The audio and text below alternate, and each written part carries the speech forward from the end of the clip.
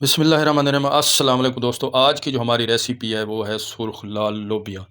इसको अच्छे ज़बरदस्त तरीके से इसके फ़वायद इतने हैं कि मैं बताने लग जाऊँ तो वीडियो बहुत लंबी हो जाएगी।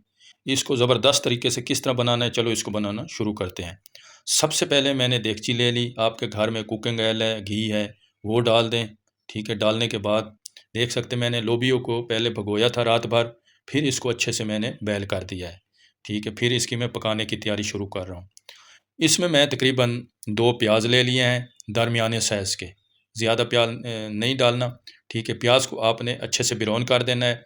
जब प्याज आपका अच्छे से ब्राउन हो जाए, इसके बाद इसमें 1 चम्मच लहसुन और अदरक डाल देंगे। लहसुन अदरक डालने के बाद आपने इसको भी 2 मिनट देने हैं, ये अच्छे से फ्राई हो जाए। इस चीज़ का ख्याल करा करें, इसको ईज़ी ना लिया करें, लहसुन अदरक को सही फ्राई किया करें। इसके बाद मैंने तकरीबन 3 अदद बगैर छिलके से टमाटर ले लिए हैं। ये लेने के बाद फिर जो मिसाले इसमें जाएंगे, सुरख मिर्च 1.5 चम्मच, धनिया 1 चम्मच, ज़ीरा 1 चम्मच, हल्दी आधा चम्मच। ठीक है, मिसाले अपने घर के हिसाब के डाले करें। नमक भी 1 चम्मच छोटे वाला किया है। ठीक है, कम या ज़्यादा कर सकते हैं, अपने घर के हिसाब से डाला करें।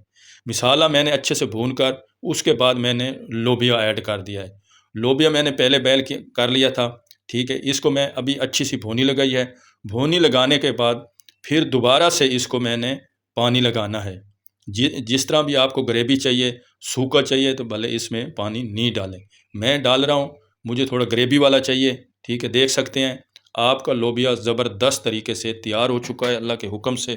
दोस्तों, वीडियो आपको अच्छी लगी है, चैनल सब्सक्राइब करें, लाइक करें, शेयर करें। देख सकते हैं ग्रेवी भी बहुत अच्छी है। ठीक है, मैंने ज़्यादा पतला भी नहीं रखा, बस चम्मच के साथ खाएं, चपाती के